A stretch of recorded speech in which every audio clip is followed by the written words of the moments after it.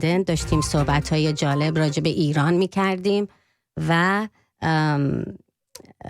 داشتم راجع به انتخاباتم ازشون میپرسیدم. Major, thank you so much for joining us. We had quite a long break there. Hopefully you got a chance to get some coffee. No problem. And listening to our interesting Persian ads, huh? Very good. Lots of fun. So let's talk about this latest whistleblower complaint.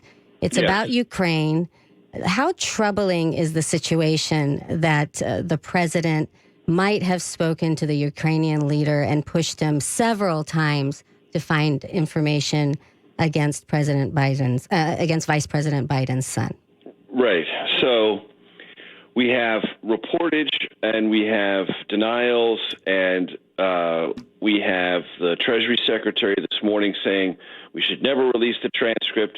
A few minutes later on the South Lawn, the president saying, oh, we might release the transcript, so we don't know what we're going to know and when we're going to know it. We do have some allegations that sound very bad, which is a president suggesting or using the power of the presidency, possibly the power of the purse, and congressionally mandated aid to the Ukrainian government to say, hey, I'd like you to look into this because it's about someone I may have to face in a political election in 2020, and if you don't, I may withhold money that Congress has appropriated for you to deal with Russia. I mean, on the face of it, that sounds really bad. That's what is more or less alleged. That's what people fear might have happened. Two observations. One, I've been around candidate Trump since August of 2015, covered the entire campaign from that day forward and every day of his presidency.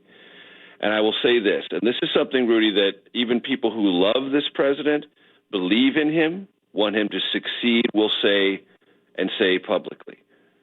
He says things that are completely different than any other president. He talks differently. He acts differently. He sends signals differently. The way he sounds is so different than any previous president has sounded.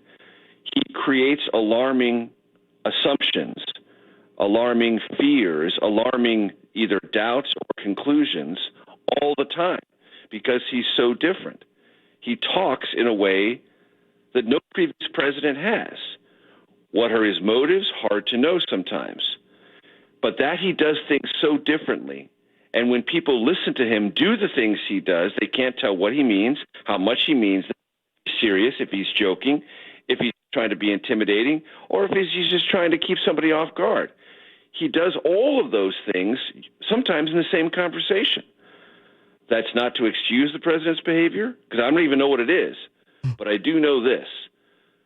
When, let's say, people in the intelligence community are listening to the president, they get alarmed all the time. And people who love the president will admit that because this president sounds so different. He could say, I didn't mean any of those things. This may have sounded that way, but I didn't mean that. And the person on the other end of the line knew I didn't mean it. Well, who's to know?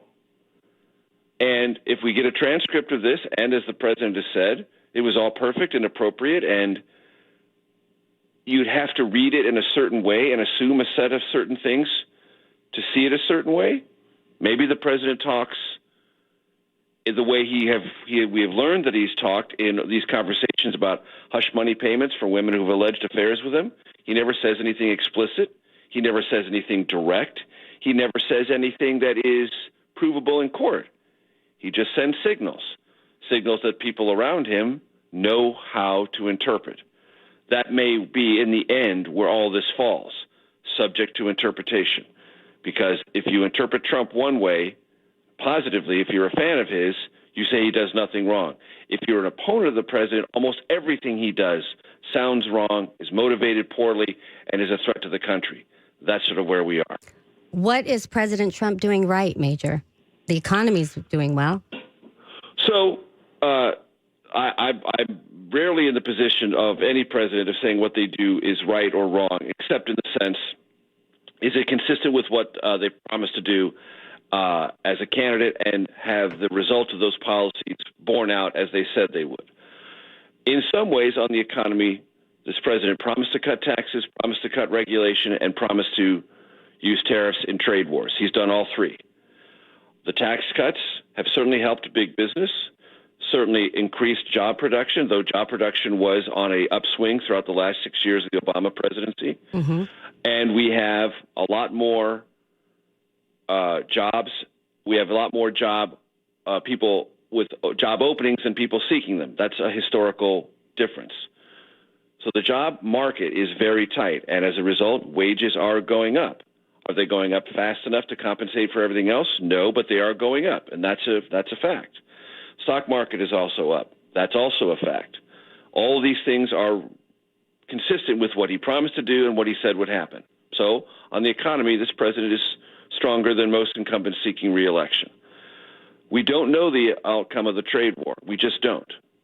And I don't write about it in the book because the trade war internally in the White House was whether we were going to use tariffs. That did not get resolved in 2017 or the first part of 2018. It did after that, about the time my book went to press. That's been essentially the economic dominant story of the Trump administration ever since. Tariffs as a tool to combat unfair trade practices. Where is it all heading? We don't know. We have, in theory, a new trade deal with Mexico and Canada. Congress hasn't approved it. We're trying to work something out with China, the European Union. All of this is unresolved. The president says it has no downward impact on economic growth or the future. Markets aren't so sure. If we fall into a recession next year, most economists I talk to say it will be in part fed by deep uncertainty over these trade confrontations.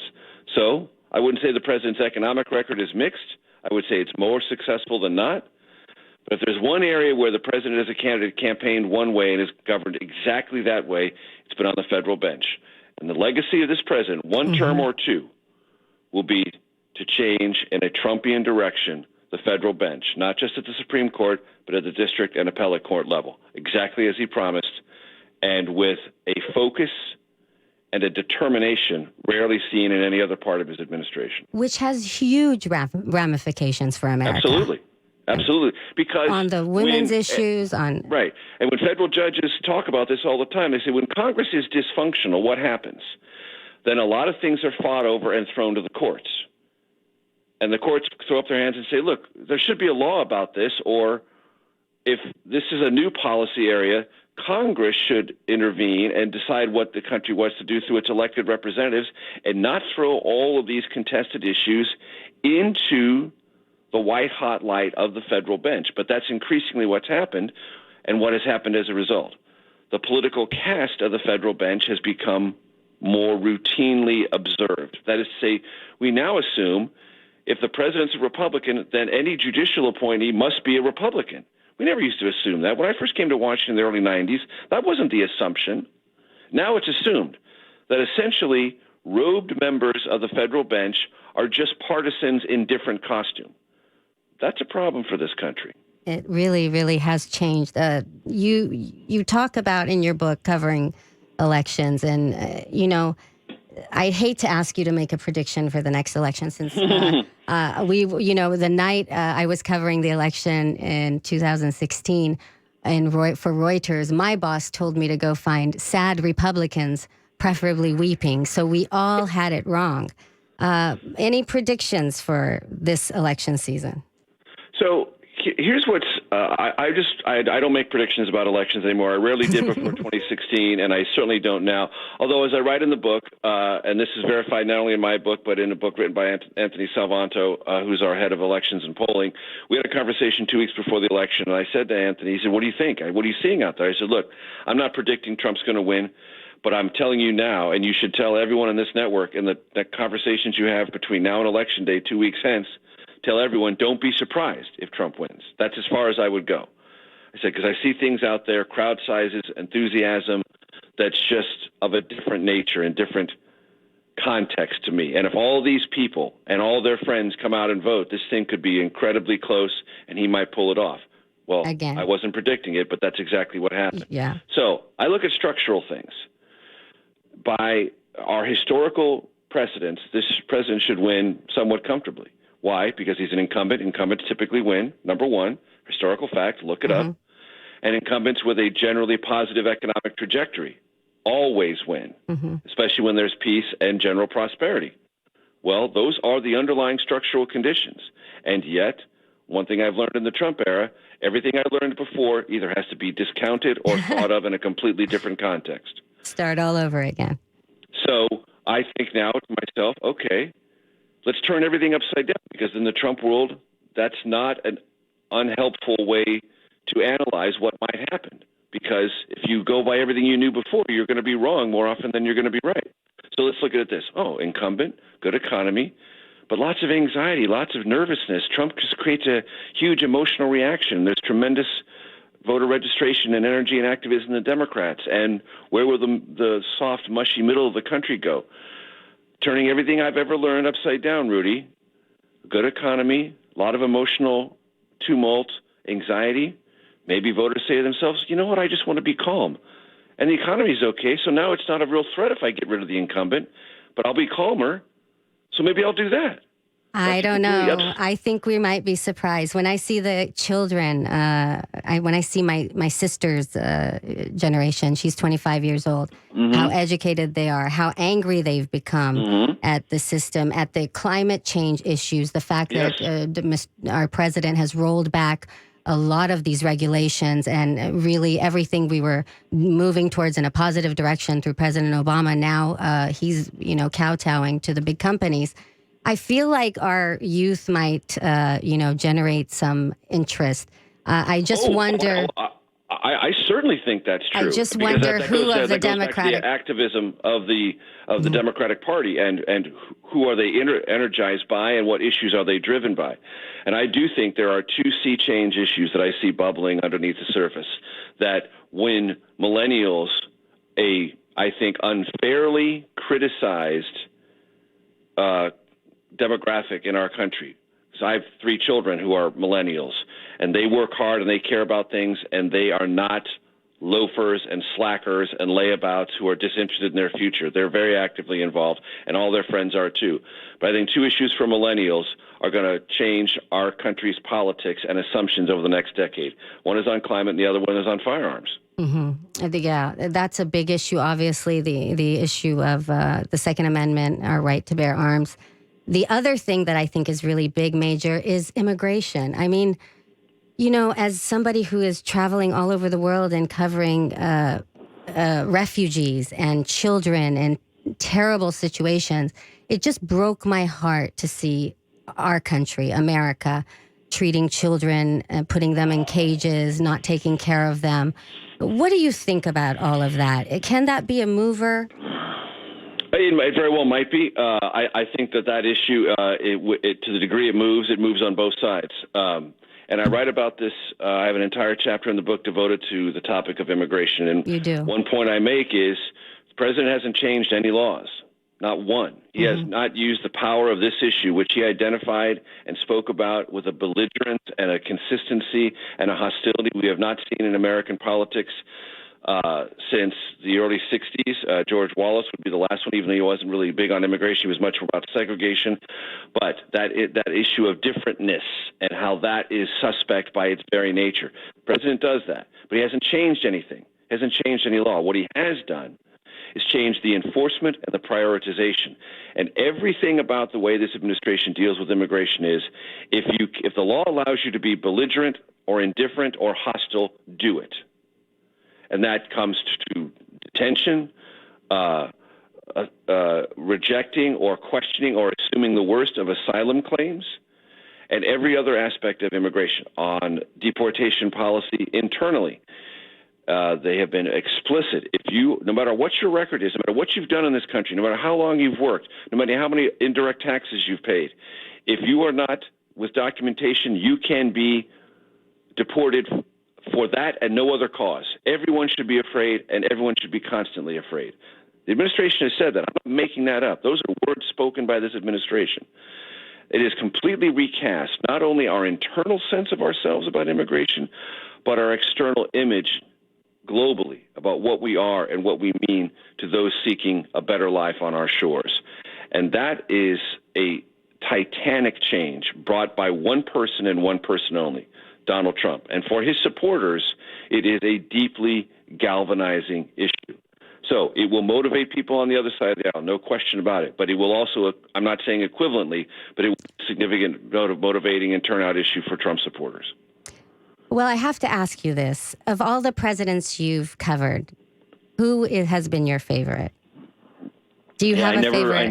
Do you never answer that question? I never favoritize my presidents, and I never even favoritize, because I get this question all the time, who's your favorite press secretary? I never even do that. Because all of these relationships... Who's your favorite Persian radio host?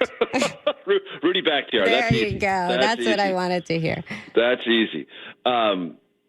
I never favoritize presidents, press secretaries, or anything like that, senators, because it's all just business. You are one of the actually most balanced. You are the most balanced White House correspondents I know. I wonder, do we have time to play this soundbite of you taking President Obama to task over the Iranian hostages? Let's play it. Yeah, I'll stay with you as long as you want. No, there are 4 Americans in Iran, 3 held on trumped-up charges, according to your administration, and 1 whereabouts unknown. Can you tell the country, sir, why you are content with all the fanfare around this deal to leave the conscience of this nation and the strength of this nation unaccounted for in relation to these 4 Americans? The notion that I'm content as I celebrate with American citizens languishing in Iranian jails?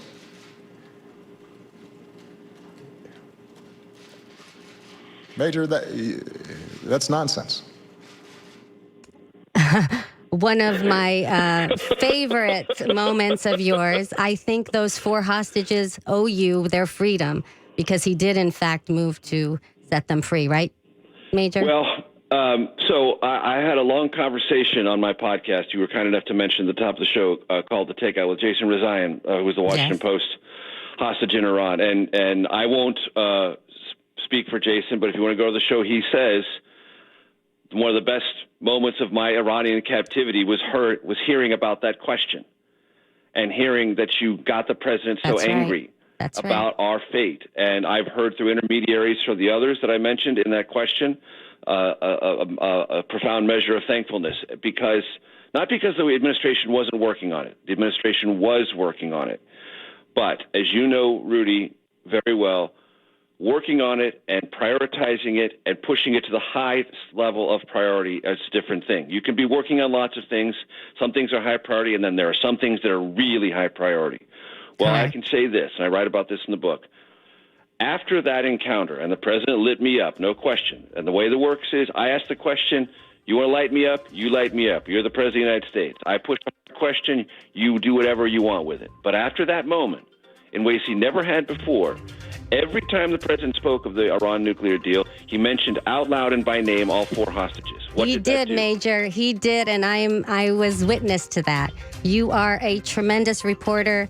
Your book, you've written several books, but I suggest everybody listens to your podcast, The Takeout, gets your book, Trump's Wild Ride. Join us again, Major. Thank you so much. It's been great having you on. Thanks.